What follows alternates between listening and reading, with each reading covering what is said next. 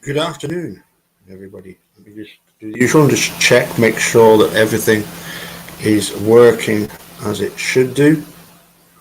And I've just remembered one of the things I was going to do was to see if I could make the sound.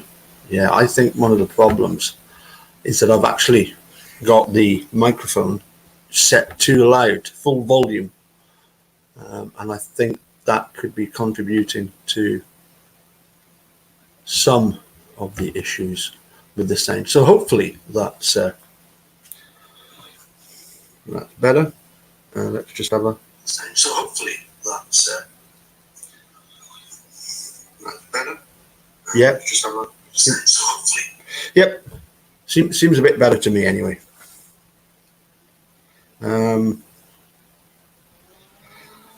I got a message from Dr. Silkman. His training for the next year's cheese rolling chase, Gloucestershire cheese rolling chase, is going to take a little bit longer.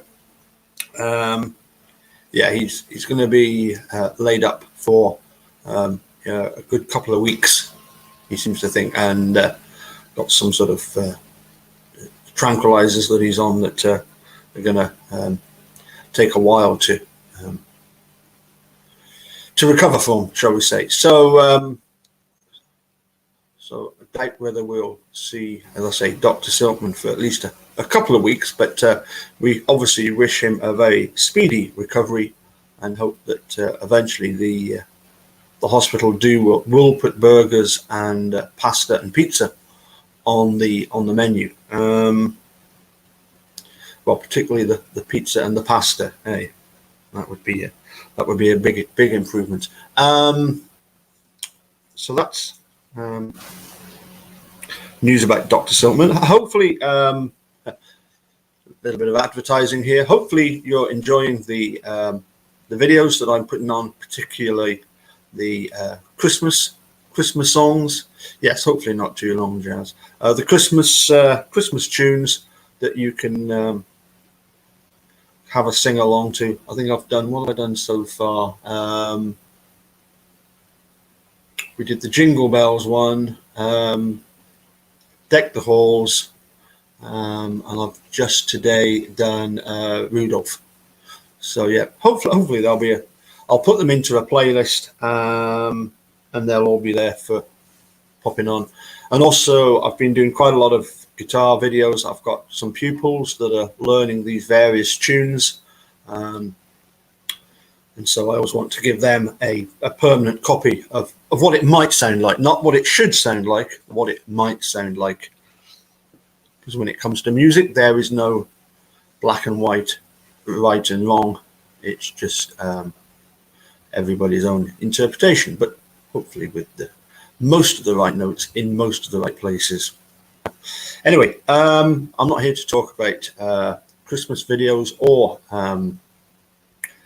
classical guitar tunes. I wanted to share with you, because it was a tweet yesterday by Jerry Buting to do with his, obviously him and Jerry co-founded the Centre for Integrity, or for Integrity of, why didn't I get it right by popping it up?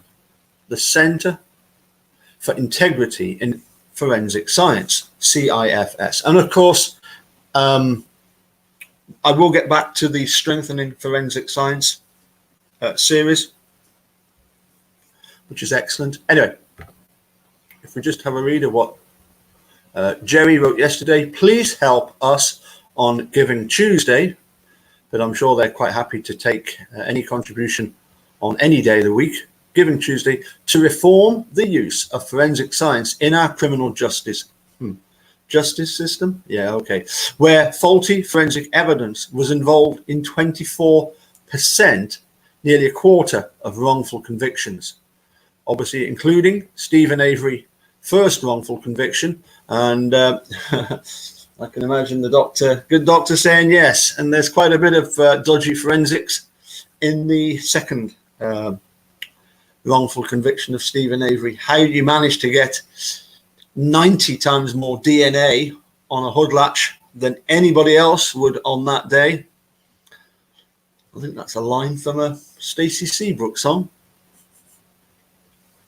Anyway, click below to donate any amount.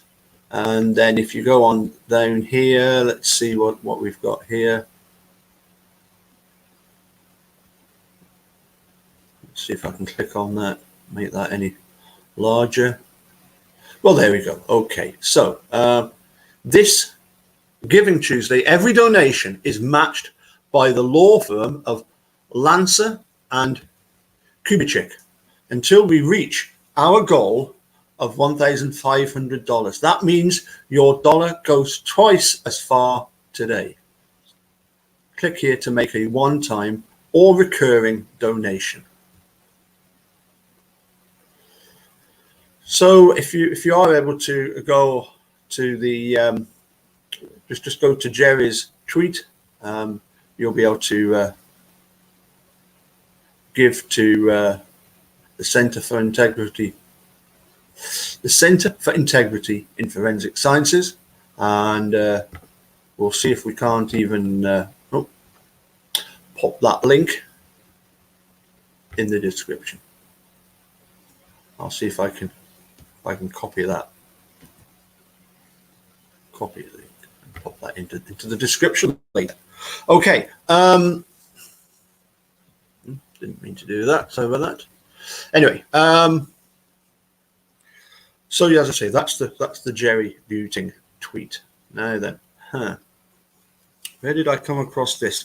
I think I came across this article in a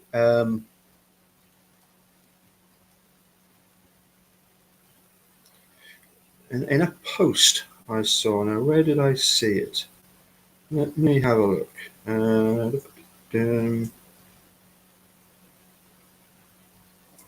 I've got a funny feeling it was one of Eric's posts. No. In that case, then, I suspect it was a post in the Blind Injustice Facebook page. Anyway, let's have a look at it. Hold on a second. Let me just make sure everything's working as it should be. Yep. Oh, haha. Guess what? Doctor's still up. It must. It's 2:30 here. 2:30. It must be nearly midnight, Doctor. It must be nearly midnight. Okay. Here is an article. Isn't that annoying? I can't remember where I saw this article first. I've seen it a couple of times since. Anyway, here we go.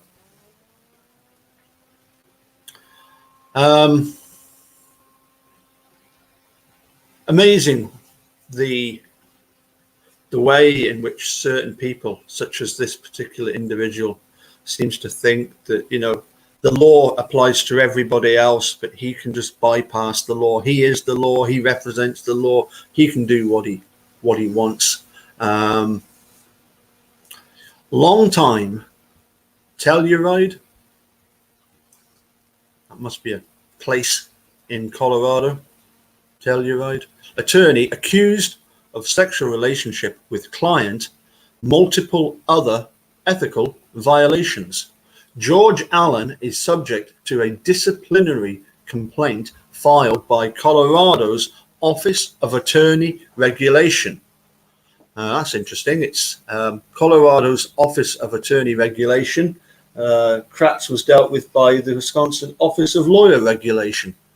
It would seem to be the similar body in Colorado, and this was Shelley Bradbury posted this. So let's have a look, see what we've got here.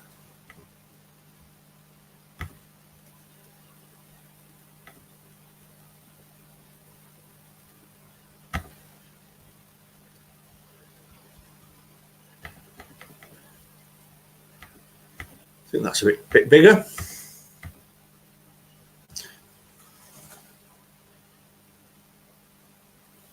Hopefully it is.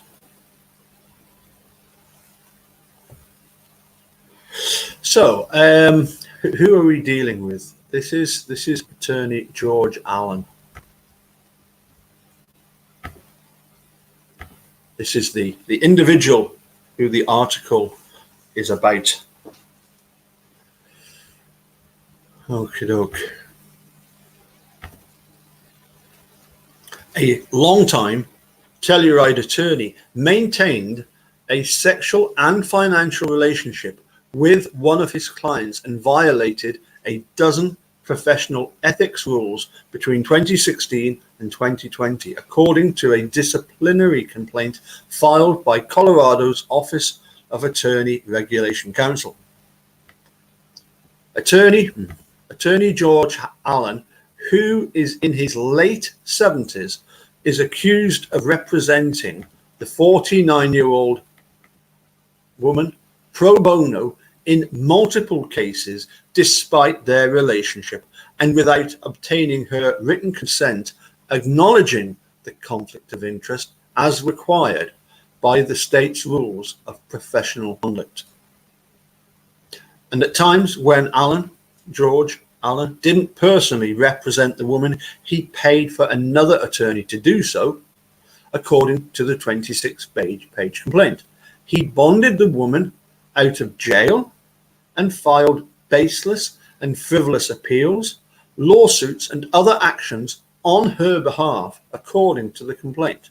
So at the moment, this is just a complaint, but I suspect that this guy is going to find himself in very hot water. But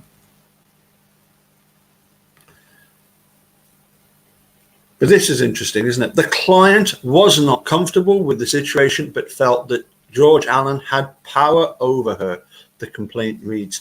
Well, is that not exactly how all the 15 victims of Ken Kratz felt, or at least many of them? SVG and many of them were simply afraid of the fact that because Kratz was an attorney wielding his power, he could do what he liked. Now, George Allan initially hired the woman as a lifestyle coach. Okay, that's fair enough, yeah. And massage therapist in 2016, according to the complaint. Then, within 2 months, agreed to pay her $12,000 a year, which isn't very much, but anyway, to perform the duties of a personal assistant. In addition to that amount, he gifted her between $50,000 and $100,000, the complaint alleges. Makes you wonder, does he not know how much he gifted her, or are they just guessing somewhere? Anyway, the woman carried out menial duties and conducted legal research for Allan.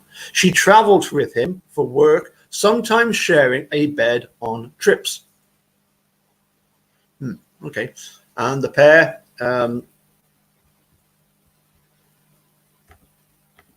enjoyed themselves on more than one occasion, according to the complaint. During the years in which this went on, George Allan represented the woman in several minor criminal cases. In October 2019, Allan filed for a permanent restraining order for the woman against her ex-boyfriend. But a Denver judge refused to let Allan continue representing the woman after she testified on cross-examination about her relationship with George Allan. And this is when the judge obviously sounds pretty fed up. Honestly, you should have known ahead of time as a lawyer. You've been a lawyer a really long time. Denver County Court Judge Andrea Eddy told Allan, who was licensed in 1967. Of course, the other thing that's interesting, isn't it? The age gap between Kratz and some of his victims, like SVG, of 25 years or more. And you've got the same thing here. In fact, probably slightly bigger. Okie dokie. You should have known ahead of time this was not an appropriate case for you to be representing her on, but you are. Because they just don't care at times, do they? it's a case of do as I say, not as I do. Those laws apply to the commonwealth, but not to the rest of us, not to the ones that are in the system. The woman then continued the hearing by representing herself. Wow. And lost, according to the complaint, which also detailed George Allan's alleged misconduct in an unrelated case.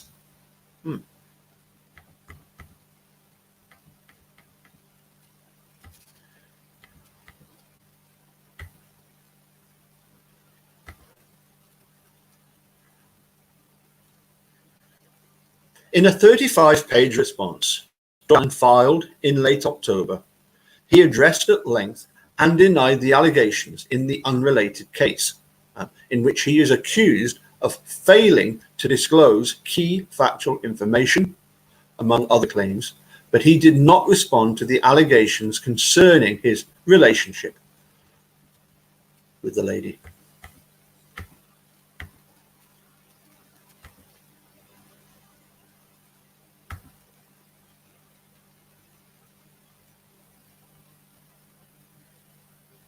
My understanding is that the filing of this answer will become public record. Allan wrote, much damage has already been done by the Office of Attorney Regulation Council that has compounded unforgivable damage already done by multiple other lawyers. Okay. I respectfully decline to respond to the remainder of the complaint until I can take such steps as are reasonably needed to seal the files on this case.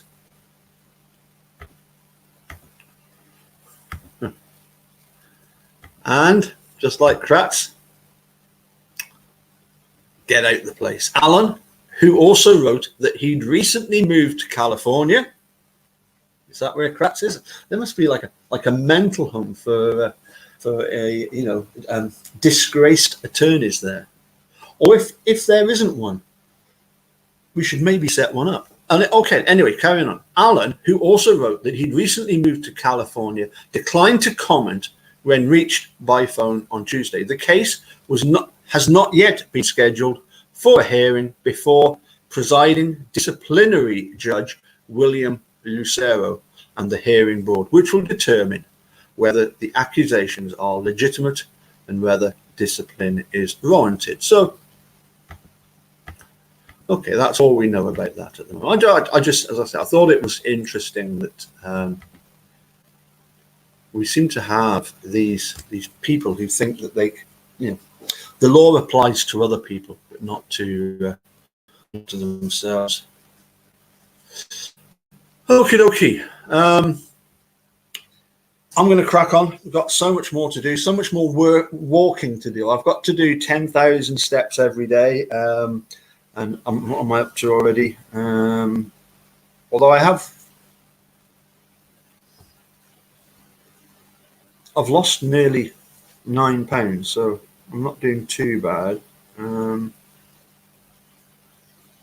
not there. 8,300 steps so far today, and I've got the dog back, the border collie. So I'll be doing a bit more walking later today, dodging the showers. So anyway, Doctor, nice to see you. Hurry up and get better. Jaznaz, nice to see you as well, and everybody else here that